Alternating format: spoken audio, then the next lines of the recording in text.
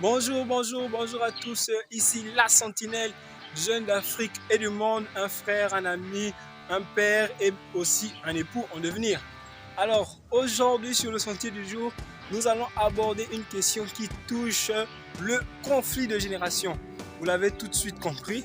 Mais aujourd'hui, on va parler de cet écart qu'il y a entre parents et enfants. Et nous allons principalement nous intéresser aux causes de ce conflit de génération. Qu'est-ce qui fait qu'aujourd'hui, les parents sont très loin de leurs enfants? Qu'est-ce qui fait qu'aujourd'hui que les enfants sont très loin de leurs parents? Vous l'avez tout de suite compris, cette vidéo va s'adresser aux parents, mais aussi aux jeunes du monde. Alors, quel est le thème de notre sentier du jour?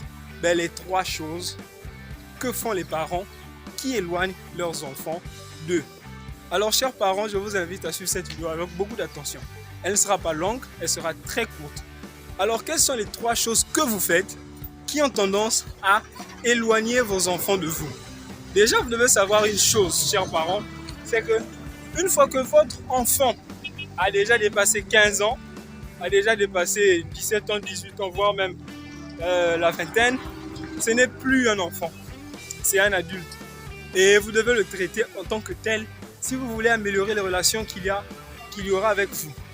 Alors, quelles sont les trois choses que vous faites justement qui nous éloignent? La première chose, c'est que lorsqu'un enfant ou un jeune a un problème et qu'il aimerait se confier auprès de son père ou de sa mère, la première chose, c'est que vous avez tendance à crier sur lui. C'est la première chose que vous faites. Vous criez sur lui en fonction du problème qu'il vous présente. La deuxième chose que vous faites, c'est que vous ne l'écoutez pas. Donc, pendant toute la période de l'échange, vous n'écoutez rien du tout de ce qu'il dit. Et la dernière chose que vous faites, vous décidez à sa place. C'est aussi simple que ça. Ces trois choses que vous faites à répétition font que quand les jeunes ont des problèmes, quand vos enfants ont des problèmes, ils ne viennent pas vous voir. Ils préfèrent rester dans leur coin, chercher des solutions ou aller se confier chez leurs amis. Parce que c'est nettement mieux. Maintenant, je vais vous expliquer. On va prendre chaque point pour essayer de présenter quelques faits un peu plus intéressants. Regardez, je suis jeune. Je viens de vivre un problème, notamment, vous savez, la jeunesse, avec l'évolution, le sexe et tout ça. Bon, bref, j'ai enceinté une fille. Prenons ce cas-là.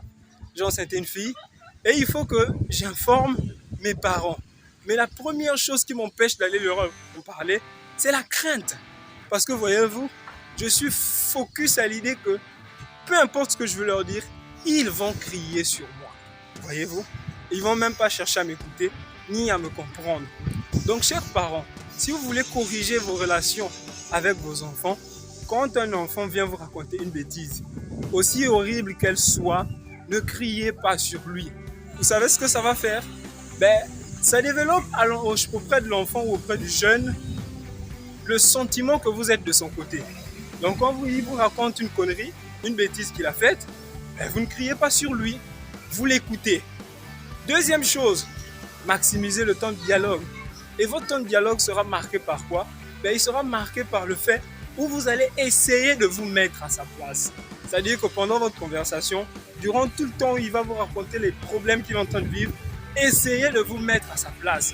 Si j'étais à sa place, comment j'aurais réagi? Si j'étais à sa place, comment est-ce que j'aurais bien aimé qu'on puisse me répondre? Et ça va vous permettre de réagir mieux et calmement. Et la dernière chose, une fois que vous avez pris connaissance du problème que votre enfant rencontre, renvoyez-lui la question en lui disant « Bon, maintenant que le problème est arrivé, qu'est-ce que tu comptes faire ?» Cette question paraît banale, mais vous remettez votre enfant face à ses responsabilités et ça fait de lui un adulte. Parce que quand vous lui dites qu'est-ce qu'il compte faire pour le problème qu'il est en train de vivre, vous lui montrez par là que le problème, c'est le sien et c'est de sa responsabilité. Et peu importe ce qu'il va vous dire comme information, une fois que vous lui aurez témoigné cela, il sera rassuré parce qu'il sait qu'on ne va pas faire les choses comme bon vont ou comment les choses vont aller, mais on va essayer de faire les choses de la manière dont il va le sentir et ses parents seront de son côté. Prochainement, quand il aura un problème, il reviendra vous voir.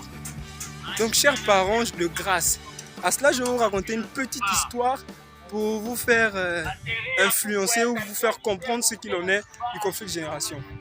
J'ai rencontré une jeune fille avec qui on était en train de discuter la dernière fois.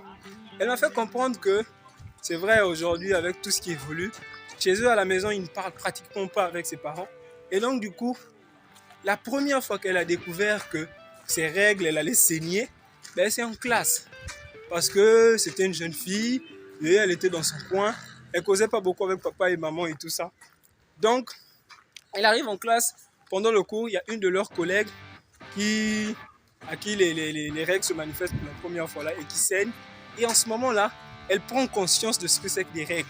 Et c'est là que les autres en parlent et on commence à raconter le fait que ben, ça arrive dans la vie de n'importe quelle jeune fille à un certain âge. Et c'est là qu'elle prend conscience que ça va aussi lui arriver. Et les semaines qui ont suivi, elle aussi découvre ses règles. Et c'est à ce moment-là qu'elle intègre le principe où elle va saigner dans sa vie. Voyez-vous un peu ce qui est en train de se passer? On a des parents, on a des enfants qui vont vivre certains événements de leur vie comme ça et les parents ne seront pas là. Alors je vous invite à améliorer vos relations avec vos enfants et sachez-le qu'il y aura encore beaucoup d'autres vidéos qui vont s'intéresser toujours aux conflits de génération et à tous les problèmes que rencontrent les jeunes. Alors c'était La Sentinelle, jeune d'Afrique et du monde, un frère, un ami, un père et surtout un époux en devenir. À la prochaine.